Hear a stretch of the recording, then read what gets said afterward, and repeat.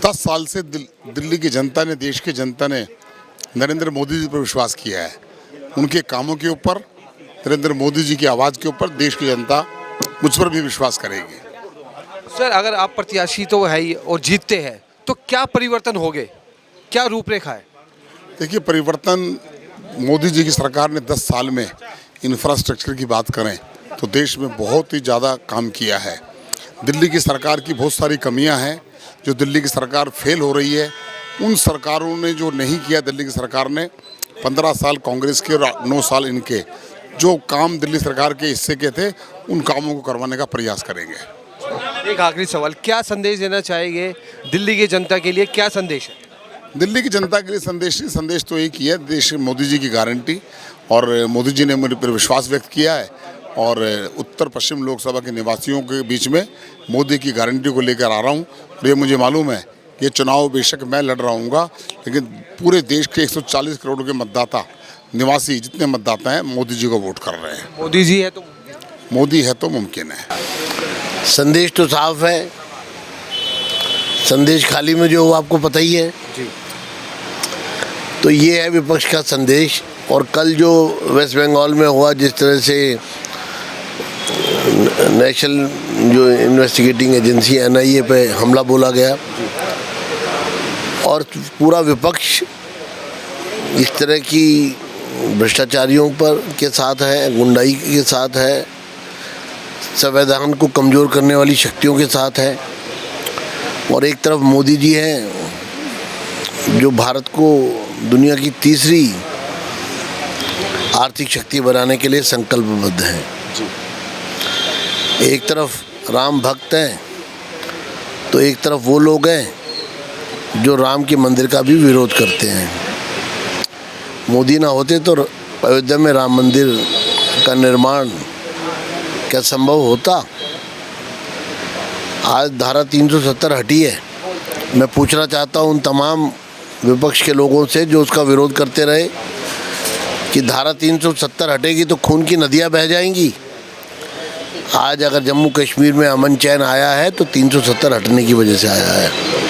आज आतंकवादी की गतिविधियाँ रुकी हैं तो 370 हटने की वजह से रुकी हैं। आज पत्थरबाजी कश्मीर की वैली से अगर ख़त्म हो गई है, और अब चुनौती देता हूँ मैं विपक्ष के तमाम लोगों को कि वो अब सामने आएँ और बताएं कि वो 370 क्यों रखना चाहते थे। सर, मेरा आपसे एक अहम सवाल, हम लोकसभा की बात करते हैं, 7 सीटों पर 6 तो चेहरे नए उतारे, तिवारी जी को क्यों रिपीट किया गया, उसकी वजह क्या थी? ये तो पार्टी का निर्णय, पार्टी के निर्णय में जो भी फैसले हुए हम उसका स्वागत करते हैं।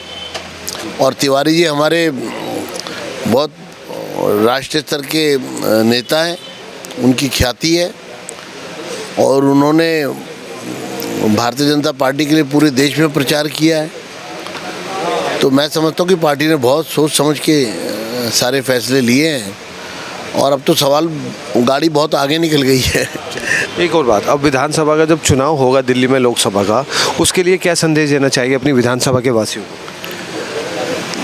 रोहिणी का तो फैसला पहले ही आ चुका है। रोहिणी के लोग बहुत समझदार हैं। रोहिणी तो केजरीवाल की बातों में नहीं आए, तो अब राहुल गांधी की बातों में क्या आएंगे? और जो लोग सनातन का विरोध करते हैं, जो सनातन के दुश्मन हैं, जो सनातन के विरुद्ध खड़े हैं, वो लोगों को रोहिणी की जनता खूब पहचानती है। हमारी पूरी तैयारी है क्योंकि मोदी जी की गारंटी हमारे साथ है और इस बार हम 400 पार जो है पहुंचेंगे, ये तय है। और अभी जो तैयारी है वो हमारी विधानसभा की और यहाँ वार्ड 52 लोकसभा की है, लेकिन आज जो जिस निमित्त बैठक हो रही है वो हमारी विधानसभा में और मेरे वार्ड 52 में बैठक हो रही है, जिसमें हमारे प्रत्याशी योगेंद्र चंदोलिया जी आ रहे हैं। बहुत ज़मीनी नेता है, बड़े पदों पर रहे हैं, कई बार अच्छे पदों पर, अभी महामंत्री भी रहे, स्टैंडिंग कमेटी चेयरमैन रहे, मेयर रहे, युवा मोर्चा में रहे, OBC मोर्चा में रहे। तो वो जानते हैं कि जनता से किस तरह जुड़ा जाता है और किस तरीके से काम किया जाता है। वो मोदी जी के सच्चे सिपाही है। हम उनके लिए पूरे ज़ोर शोर से लगे हुए हैं और लगे रहेंगे और निश्चित ही जीत हमारी है। और ये वार्ड और ये विधानसभा, तो जब दिल्ली में कोई कहीं से हम जीते हो या ना जीते हो, पर ये विधानसभा तो हम जीतते ही, इस वार्ड को जीतते ही हैं, तो निश्चित इस लोकसभा में भी हम 2024 में जो हमारा एजेंडा है उसके साथ हम पूरी तरीके से पूर्ण बहुमत से बहुत अच्छे मार्जिन के साथ जीतने वाले। जगदीश यादव जी हमारे साथ है और पूरी तैयारियां वो कर रहे हैं और क्या रूपरेखा बनाई है उन्होंने, क्या रणनीति बनाई है, क्या कुछ कहना चाहते हैं सर? मोदी जी का नारा है और वो जनता के प्यारे हैं। अब की बार 400 पार है और हमारा ये उम्मीदवार जो है वो 10 लाख से ऊपर जीत के जा रहा है। सर एक अहम बात, क्योंकि आप आम आदमी पार्टी में भी रहे, कांग्रेस में भी रहे, आज आम आदमी पार्टी कह रही है कि देश भर में उपहास रख रही है केजरीवाल साहब के खिलाफ। पाखंड है ये। मैं उस पार्टी का 4 साल वहाँ काम करके आया हूँ। जब मैं कांग्रेस छोड़ के गया तो मुझे लगा कि उसकी जो नीतियाँ हैं, जो उसके वादे हैं, वो देशभक्ति है। देख के मैंने आम आदमी पार्टी ज्वाइन की थी, लेकिन सबसे भ्रष्ट, सबसे पाखंडी जो पार्टी है इस देश के अंदर, देश को बर्बाद करने वाली पार्टी है, वो आम आदमी पार्टी है। मैं उसको आज उनका दिया हुआ, मेरे पास कैबिनेट मिनिस्टर का मेरे पास दर्जा है, लेकिन जो उनकी नीतियाँ और जो उनके विचार थे वो मेरे से बर्दाश्त नहीं हुए। मैं उनको छोड़ के, और माननीय मोदी जी का मुझे लगा जो देश का प्रति उनका नारा था, जो आज की राजनीति 2 चीज़ पे टिकी है, विश्वास और विकास पे। विश्वास मोदी जी का कि अगर देश में कोई काम कर सकता है तो सम्मानित प्रधानमंत्री आदरणीय मोदी जी कर सकते हैं, और विकास किसी ने किया, चाहे मंदिर बनाने की बात रही हो, चाहे धारा 370 तोड़ने की बात रही हो, चाहे 3 तलाक महिलाओं के लिए नरक से निकाल कर उनको एक बढ़िया जीवन देने की बात रही हो, वो सब क्या अगर किसी ने किया तो माननीय मोदी जी ने किया है। इसलिए मैंने उनका नेतृत्व स्वीकार करके संकल्प लिया है कि जो हवन चल रहा है देश की प्रगति उन्नति के लिए, काशी विश्वनाथ जी को बनाकर एक वहाँ लोगों की जो श्रद्धा भक्ति थी उसको विश्वास व्यक्त किया, भगवान श्री राम जी का मंदिर बनाया, उनके बाद अब मथुरा की बारी है, उसमें हमारी भी हिस्सेदारी है। जय हिंद, जय श्री राम। आपका तो नाम ही लक्ष्मी है। आपकी जो सहेली है, आपकी जूनियर है, उनका कहना है कि मोदी जी की एक लहर है जिसमें चंदौलिया जी की सीट निकलनी तय है। 100% निकलेगी, और ये अपने बूते पे तो निकालेंगे, लेकिन मोदी जी की फुल गारंटी हर जगह, लाभार्थी वगैरह। मोदी जी ने इतना काम किया जो आगे 70 दशकों में नहीं हुआ था।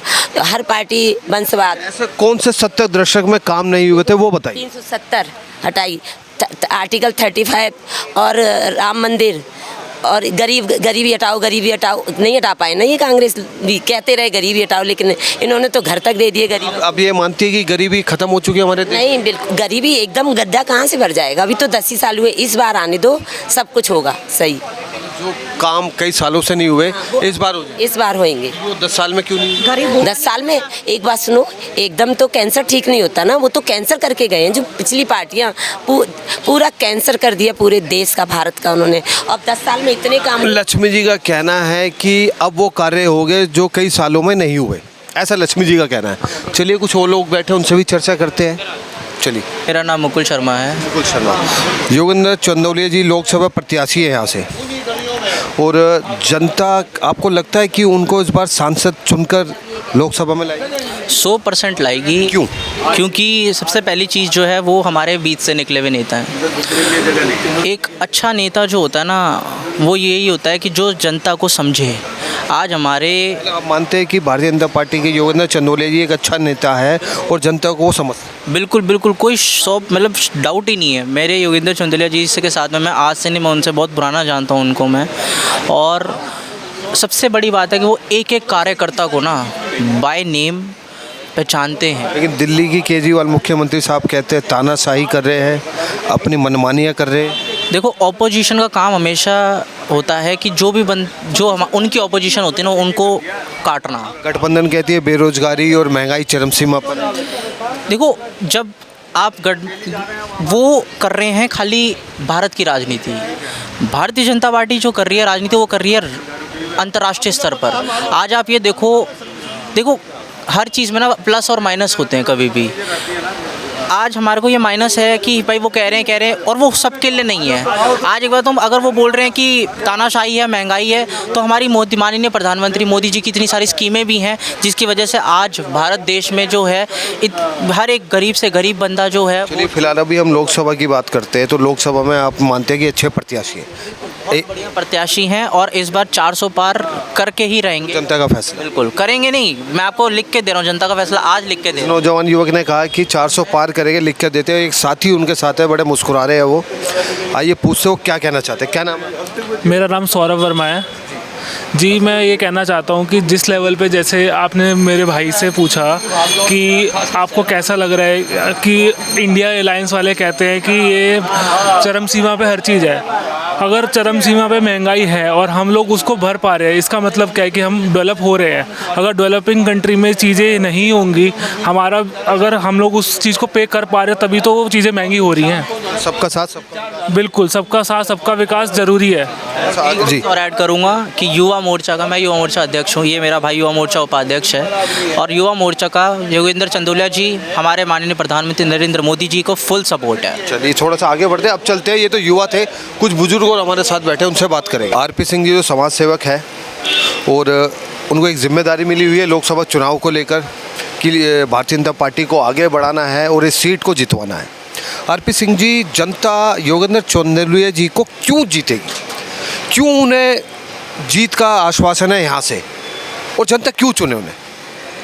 देखिए ये तो पहले से ही यहाँ पर जितने लोग हैं बीजेपी माइंडेड हैं और बीजेपी को पसंद करने वाले लोग हैं, और बीजेपी ने रोहिणी को बहुत कुछ दिया है। हाँ, ये रोहिणी को बहुत कुछ दिया है बीजेपी ने, और मैं तो अपने आप को बड़ा गर्व महसूस करता हूँ कि मैं बीजेपी के कार्यकर्ता हूँ, छोटा सा। और बीजेपी का आप पूछ रहे हैं कि उनको क्यों वोट दें, वोट तो देना ही पड़ेगा। आप ये देखिए, हिंदू राष्ट्र बनाना है ना, आपको हिंदू राष्ट्र बनाना है तो आपको वोट तो बीजेपी को देना पड़ेगा। और चोरों से बचाना है, अगर चोरों से बचाना है तो हिंदू राष्ट्र जब ही बनेगा जब चोर पकड़े जाएंगे, जब जेल में जाएंगे। आपका इशारा गठबंधन, गठबंधन तो चोरों का गठबंधन है, वो तो चोर तो हैं ही सारे जितने भी हैं। आरपी सिंह जी ने कहा कि जो गठबंधन की सरकार है वो चोरों की सरकार है और हिंदू राष्ट्र केवल भारतीय जनता पार्टी बना सकती है, ऐसा आरपी सिंह जी का कहना है।